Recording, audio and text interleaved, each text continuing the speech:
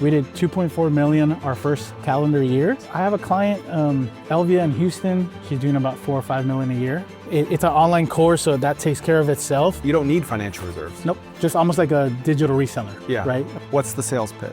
It's not that really much of a sales pitch. They're getting a free grant to come to our school. It's paying for the entire tuition. It hurts when you go to college, spend all that money. God forbid you do get the degree and then never use it. I didn't want to tell anyone because I just thought it was too good to be true. I mean, who's going to believe me anyway? Like, there's a grant that pays me to train people, and so I just stayed quiet for a while. So over $1 million profit that first year? That was just online. What were you selling that course for? $12,000 to $15,000. Wow. Have you ever driven a forklift? No. But you have a forklift technician trade school. Yes. Tell me how that's possible. There is no AI that does what we do. It is AI proof. This freaking guy right here owns a forklift repair trade school and has never even driven a forklift. Not just that, he found a government grant that will pay him $5,000 to $15,000 per student to join his trade school. So you or anyone in the world can use this grant to start a trade school in things like pool cleaning, HVAC, plumbing, forklift repair, dog grooming, you name it. 80 to 90% profit margins, very low startup costs, not a ton of work. And if you don't want to make the course yourself, just buy it from someone else. Let's go chat with Hector and find out exactly how we can copy him. Okay, so when you get an interested student on the phone, what's the sales pitch? It's not that really much of a sales pitch. They're getting a free grant to come to our school, but they're also learning a trade that it's not that talked about. I mean, no one really talks about forklift technician, but more than anything, what's attractive, it's the grant is free. It's paying for the entire tuition. Is that a harder sale? And if so, how does that conversation differ? It could be. I don't think it's a harder sell. We still sell some to the general market because, again, our technicians are coming out making $30 an hour. Yeah. They get to get in a van. They get to dispatch from home. They're not in the same spot. They're throwing different challenges every day, and the return on investments just they pay themselves back in a couple of months just because they earn so much. Now, once you're running the school, how passive or active is it? Because you're not making the course. Not much, man. Because I mean, good thing about automations. You know, it's an online course, so that takes care of itself. Interact with them in the beginning, and at the end, we help them either find a job or we keep them for ourselves. As an employer, it's kind of nice. We get to pick from the cream of the crop, offer them a job, and the rest just get certified and find work elsewhere. It doesn't take long. I think our average graduate interviews somewhere 2 or 3 times, and they get a job offer. Is there a benefit to doing it in person? Like, can you charge more if they're in person? Not necessarily. I mean, in some cases, you probably can. The only reason our model works so well is because you could scale it by going online only. There's no need for a classroom to be, filled up because there's no classroom. So we get to service all of Texas and sell the courses by the masses. Is there a situation where the state will only reimburse you for part of it, but then they have to come out of pocket for part of it? No, as long as you keep it within that training a cap, because there's a cap everywhere, there should be no reason you should charge them more.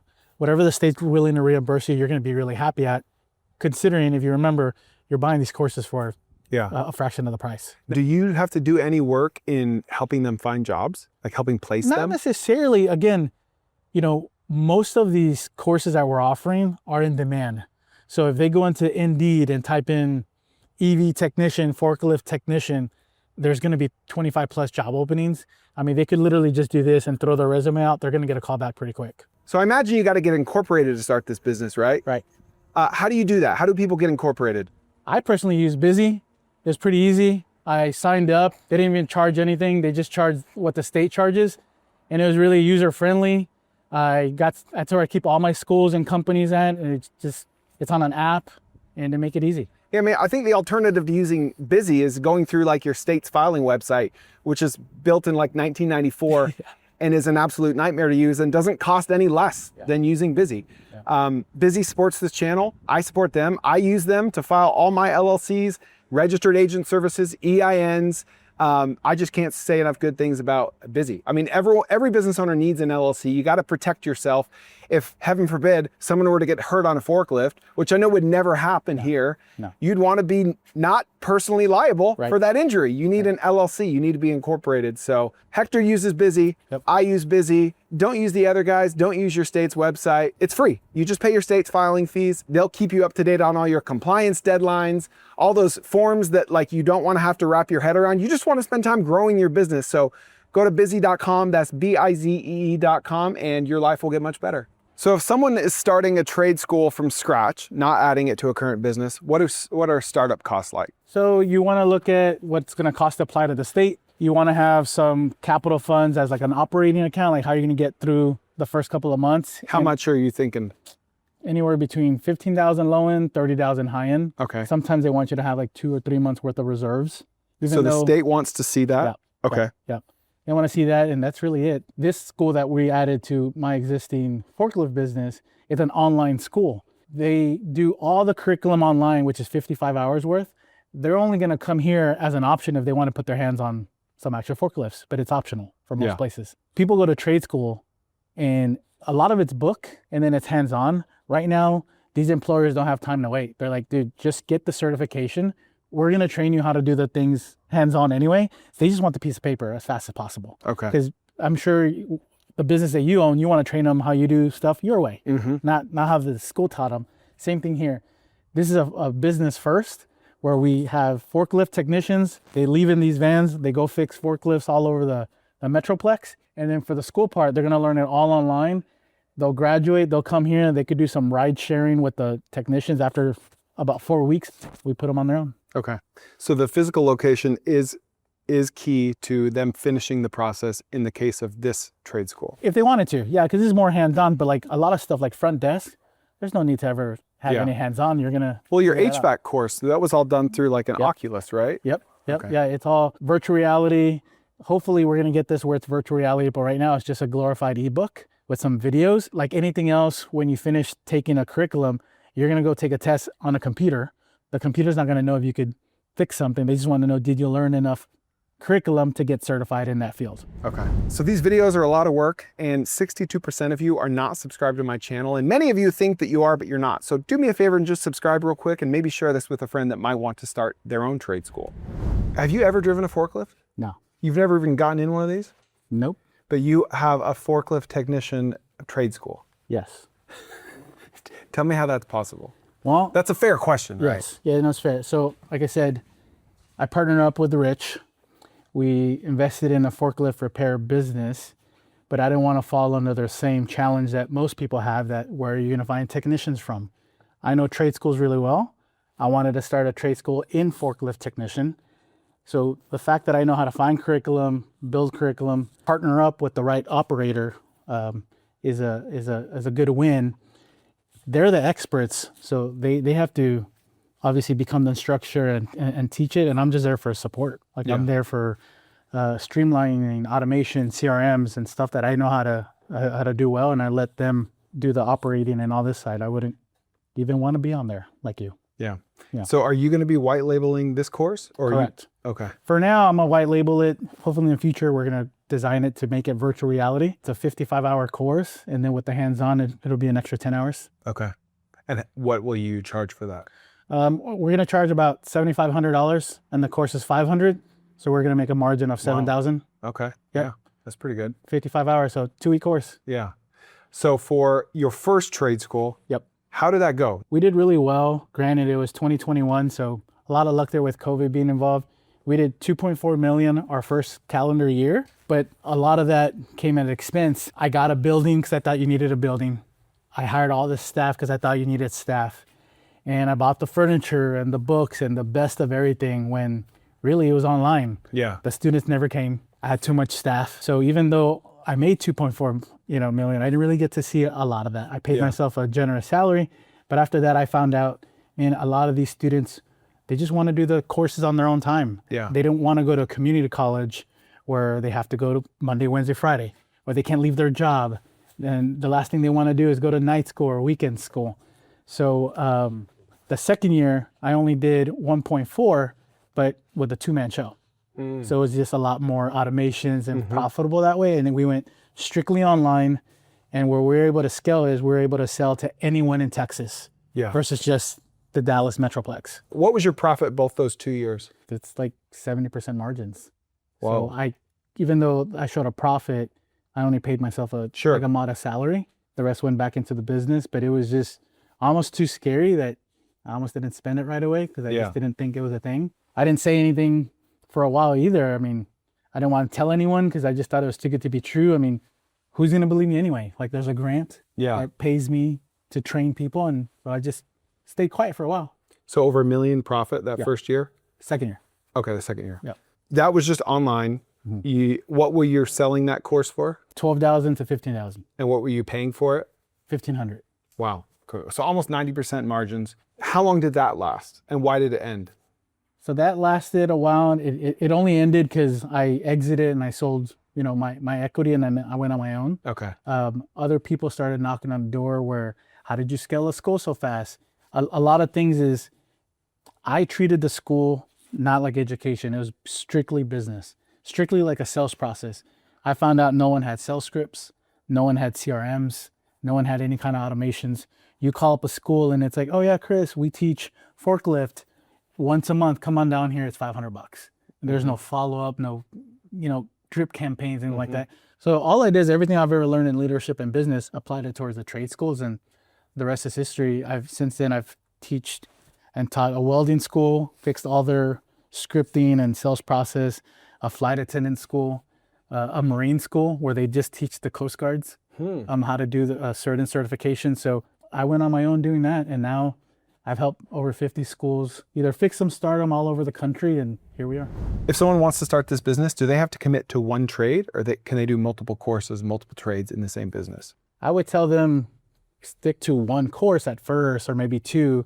If they are going to partner up with somebody, obviously stay in that lane. Like I partner up with a forklift repair business for the school, so we're staying in this lane.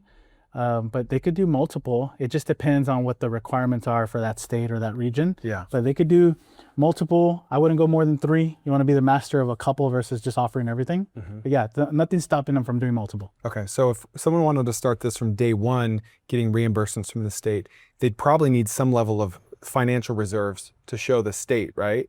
Financial reserves. And again, most schools start off just selling.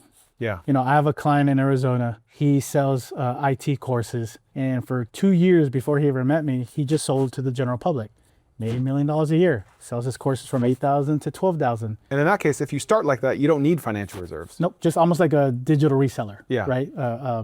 And he sold courses and did everything, obviously, not by the book because he wasn't even licensed. And when he came to me, he's like, how are you getting these grants? I'm like, you have to be a licensed school. He became a licensed school. Then he went through the WIO process and the ETPL, everything. Now he's added an additional $50,000 to $60,000 a month with just the grants to already his successful reselling business. So if I'm tight on funds but patient, best way is just to start this business, find someone to white label it, start the application process so you can get it rolling because it might take a while.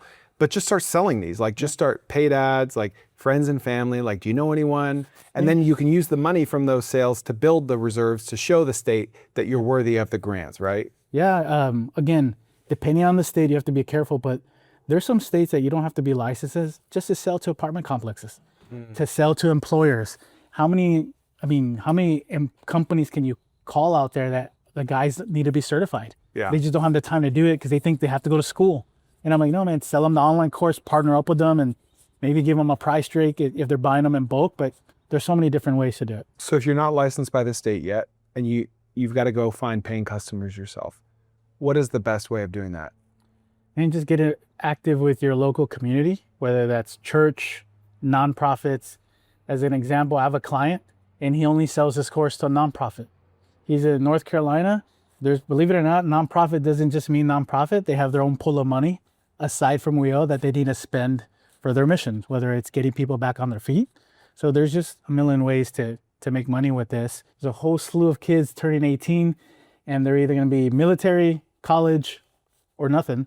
And you could be that nothing option. I mean, if you set up next to some colleges and say, hey, John and Mary, before you send your kid off to college or have this gap year, man, drop $4,000 and get them certified in solar and EV and go fix some stuff. So there's just a lot of different ways. The parents are willing to invest a little bit of money in like a trade versus, 20 grand for their freshman year. How common is it for a kid to go through the program, pass it, get certified, and then never follow through with actually getting a job?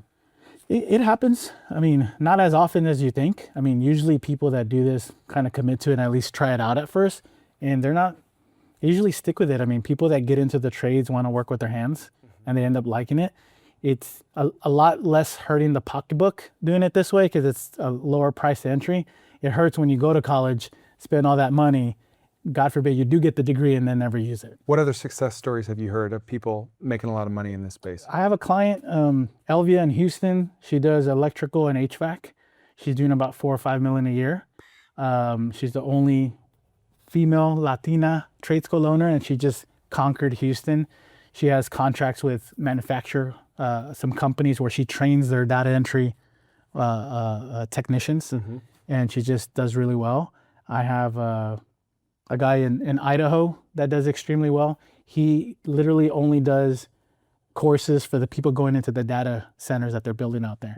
So it's anything from building facility maintenance, like it could be appliance repair, industrial cleaning kind of roles, and he does extremely well. He's probably doing about $1 million a year. Wow. Didn't you have like an LDS guy out in Utah, like selling this to? Yeah, so he's only doing prisons. Oh, wow. Yeah, he's only selling it to the people in prisons. As they come out? As they come out, because it's online. They're taking the test on the computer. It's being proctored, so when they come out, they're coming out with certifications. He's doing pretty good.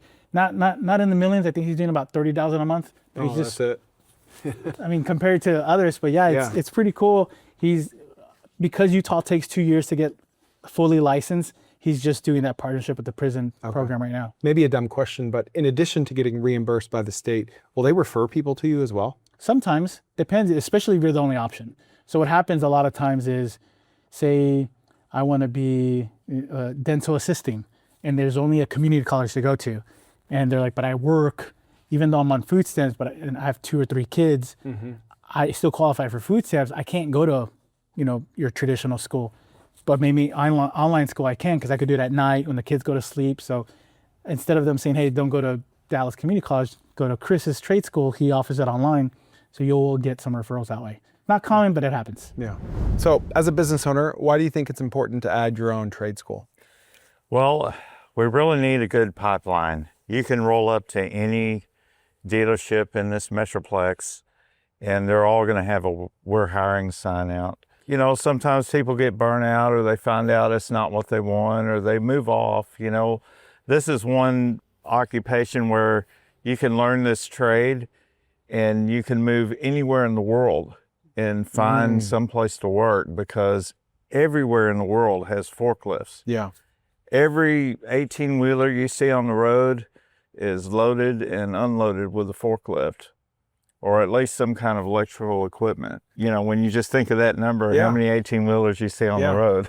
I mean, there's when you boil down a business, there's 2 parts to it: fulfilling the service and selling the service, right? Yes. In my experience, it's very frustrating to have plenty of customers, but no way to fulfill them because you don't have enough help, right?